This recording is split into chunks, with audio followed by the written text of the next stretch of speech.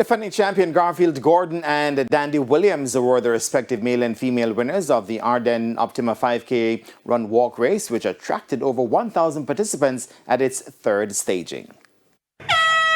More than 200 participants, up from last year, took to the course, which was geared towards building a wellness center at Ardenne and also to help with the recovery of Westwood High School following the passage of Hurricane Melissa.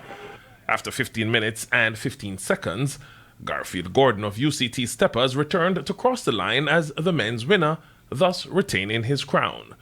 He finished ahead of Joe Marias Gilman of Racers Running Club, who was a minute behind, and teammate Royal Gordon, who was a minute and 12 seconds back in third.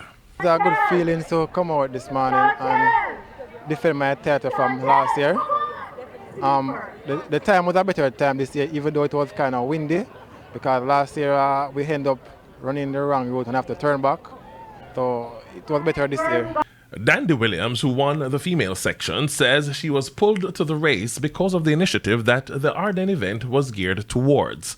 She won in 20 minutes and 54 seconds, 4 minutes ahead of Anna K. Edwards, with Shanique Gordon finishing 6 minutes back in third. It was a brilliant race. I actually enjoyed the route. The uphill was a challenge, but I still overcome, and it was a good time, so I'm proud of myself. Building plan for the Ardenne High Wellness Center was presented to Mrs. Jacqueline Pinto, acting principal of Ardenne High School, by Flo Darby, chair of the Alumni Foundation. And we are still grateful of all the financial and human resource support that we can get, because this wellness center will be a benefit to the children of Jamaica, not only Ardenne High School and the staff members, because we are going to have a wellness center that is state of the art and the best in the Caribbean, that can be a model for other educational institutions. And a check for $1.1 million was presented to Westwood High School. We are truly thankful